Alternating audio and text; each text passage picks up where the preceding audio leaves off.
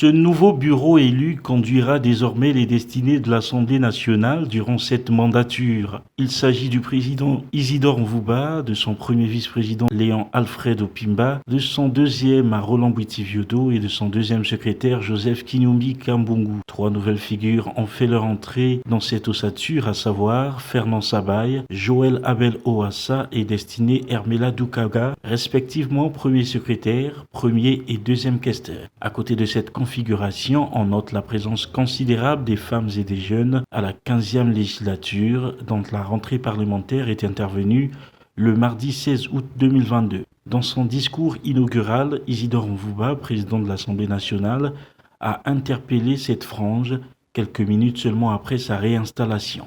Faudrait-il rappeler qu'à l'hémicycle, le débat est libre et contradictoire, en évitant toutefois une chambre goutte-feu.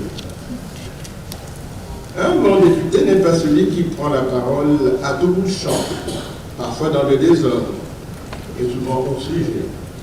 Le bon député est celui-là même qui intervient en intelligence et en conscience à l'admiration de ses collègues. Le tour est relancé pour les anciens qui devraient faire preuve de détermination en vue de faire école à la jeune génération afin de mieux les aider à se tenir durant les 5 ans à venir. Nous avons apprécié avec beaucoup d'admiration la prestation de la doyenne d'âge qui nous a vraiment fait impression pour nous jeunes parlementaires qui devons nous inspirer de femmes de son calibre. Nous félicitons également le nouveau président de l'Assemblée nationale qui est reconduit, l'honorable président Isidore Mvouba, pour sa brillante élection avec tout son bureau. Et c'est un jour solennel, un jour particulier. Nous comprenons l'importance de la responsabilité qui est la nôtre lorsque nous portons le drapeau de la République sur nous. Tout le monde a été élu de la même manière, mais bien évidemment, il faut qu'on s'agrippe aux anciens. C'est le mariage intergénérationnel. Ils ont une expérience que nous n'avons pas, c'est un fait. Et à côté d'eux, nous avons à apprendre. Proposer, amender, voter des lois a presque un caractère patriotique.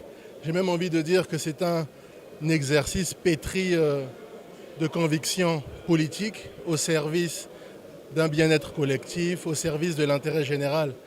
Et donc dans le cadre d'une démocratie apaisée, pleine de vitalité, et d'ailleurs la messe électorale précédente le prouve à suffisance, et face à un peuple qui respecte la valeur travail et qui a le regard résolument tourné vers l'avenir, je pense que les députés que nous sommes doivent faire preuve de responsabilité et doivent souffler dans le sens du progrès. Et tout ça animé par certaines valeurs. La 15e législature a vu arriver 53 nouveaux élus et nous voulons apprendre auprès des anciens qui sont là, faire école et aussi être au travail.